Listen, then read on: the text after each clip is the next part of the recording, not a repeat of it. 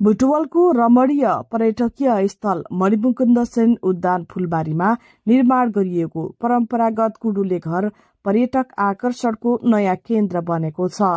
पाल्पाबाट कामदार बोलाएर निर्माण गरिएको 2 तले गोलाकार घरलाई माटोले लिपेर छाइएको छ। घरभित्र परम्परागत जीवनशैली झल्काउने सामग्री डोको, डाली, चकटी, सुपो, गुन्द्री, जातो, लालटिन, माछा मार्ने उपकरण, मखरा, परम्परागत चुलो लगायत सामग्री राखिएका छन् भने बाहिर ढेकी राखिएको छ। उद्यानका प्रशासकीय अधिकृत अमित कुमार श्रेष्ठले पछिल्लो पुस्ताले परम्परागत शैली र संस्कृतिको अनुभव पाओस् भन्ने उद्देश्यले घर निर्माण गरिएको बताउनुभयो। यो 2080-81 को आर्थिक वर्षमा चाहिँ सुरु भएको। अहिले हालसाल यो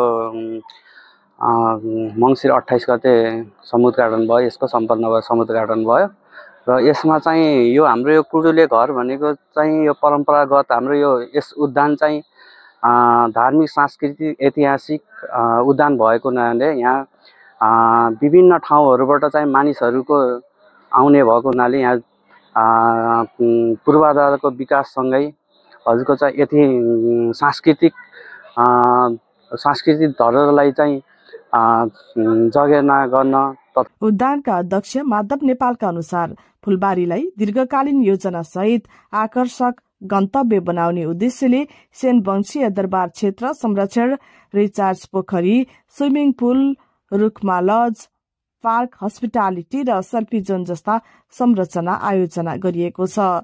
शिलान्यास भएको कुडुले घर करिब 19 लाख लागतमा निर्माण भई मङ्सिर 28 गते नगर प्रमुख खेलराज पाण्डेले उद्घाटन गर्नु भएको हो। उहाँले यसले फूलबारीमा पर्यटक आकर्षण थप बढाउने विश्वास व्यक्त गर्नु भएको छ।